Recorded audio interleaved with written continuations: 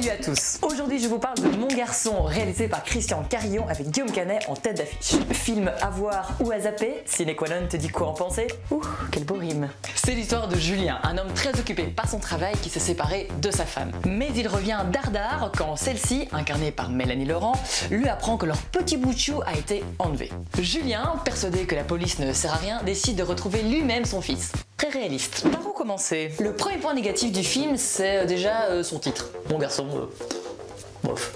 Ils auraient pas pu trouver un titre plus vendeur, plus sexy.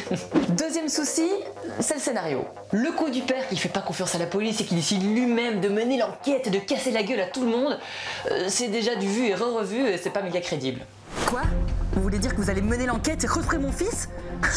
Quel culot! Franchement, je vais vous dire, vous avez beau l'air plus qualifié que moi, plus nombreux et plus beau gosse, je vous crois pas. Vous savez quoi? Je vais le retrouver moi-même, mon fils, quitte à crever tout seul! C'est qui a écrit ce scénario de merde?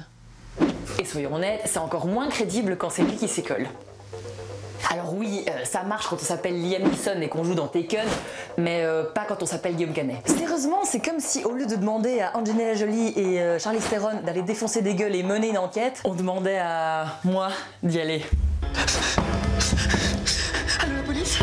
Oui, quelqu'un s'est introduit chez moi. Je pense qu'il est armé. J'ai pas grand chose pour me défendre par un cure-dent. Je crois pas que je vais m'en sortir vivante.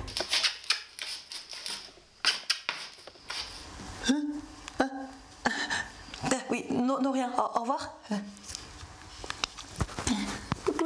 Autre point négatif, le jeu d'acteur en général est plutôt moyen, voire mauvais. Côté point positif du film, on peut dire que les amateurs de thriller trouveront leur...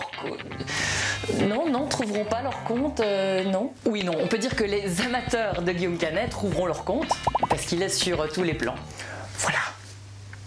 En conclusion, le film est pas dingue. Mais il y a une chose à savoir, c'est qu'à sa décharge, le film a été tourné en 6 jours. Pour correspondre à l'agenda de Monsieur Guillaume Canet. Et ce dernier n'était pas au courant du scénario qu'il a découvert au fur et à mesure du tournage. Pourquoi pas? Petit détail que je ne savais pas avant d'aller voir le film. Sachant ça, on peut peut-être comprendre les petites faiblesses. Mais la question qu'on peut légitimement se poser est la suivante. Faut-il que des expériences cinématographiques du genre finissent dans les salles obscures?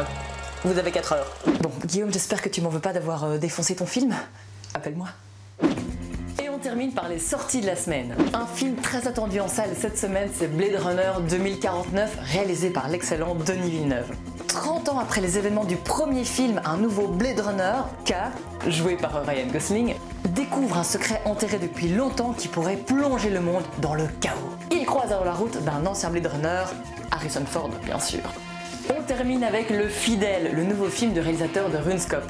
Si vous êtes fan d'histoires d'amour romantique et de Matthias Schoenaerts, vous allez être servi. Les deux acteurs interprètent Gino et Bibi, qui tombent amoureux au premier regard. Mais Bibi cache un lourd secret qui va mettre leur amour en péril. Et voilà, Sine qua non, c'est terminé. À mercredi prochain. Salut!